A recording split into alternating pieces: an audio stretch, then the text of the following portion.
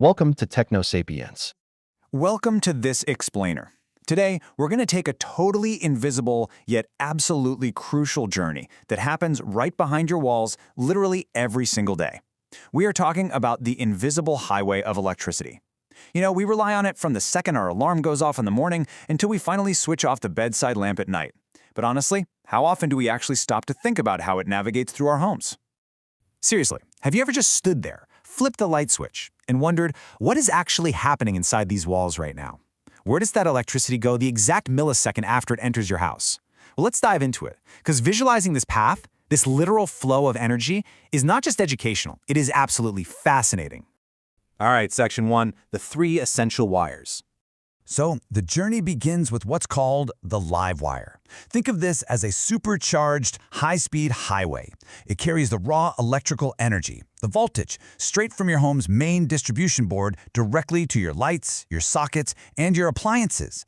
Whenever you turn on a device, the live wire is the vessel actively delivering all that power. It's bringing the juice, basically.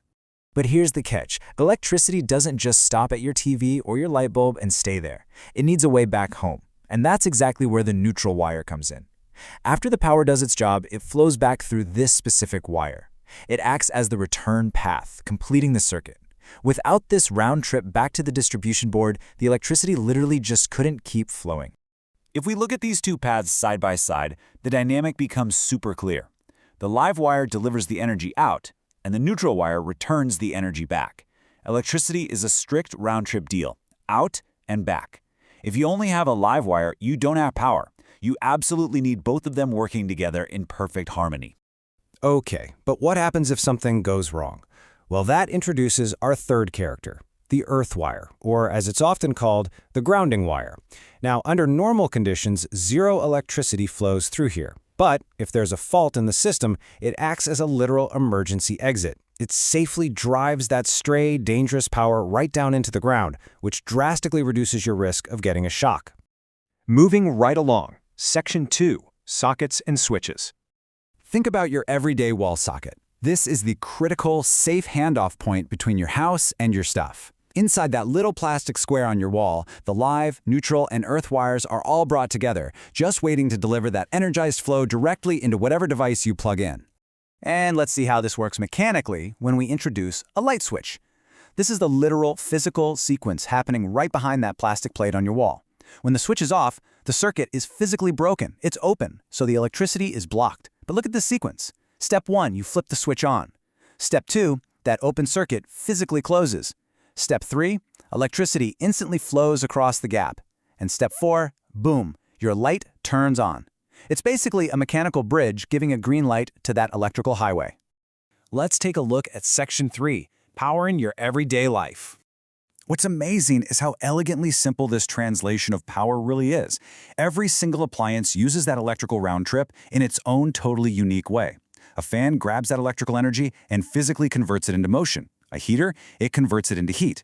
Your refrigerator uses it to keep your food perfectly cold, and your television changes that same energy into a dazzling display of light and sound. Different appliances, totally different functions, but all utilizing the exact same invisible highway. Yet there is one fundamental rule governing the whole shebang. No matter what the appliance is doing, generating heat, cold, motion, whatever, electricity absolutely must flow through a complete circuit to do any useful work. If that round-trip loop from the live wire to the appliance and safely back through the neutral wire isn't fully connected, none of that everyday magic happens. Which brings us to Section 4, the complete circuit.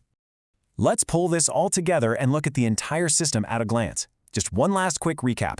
The live wire is the energized highway carrying power to the device.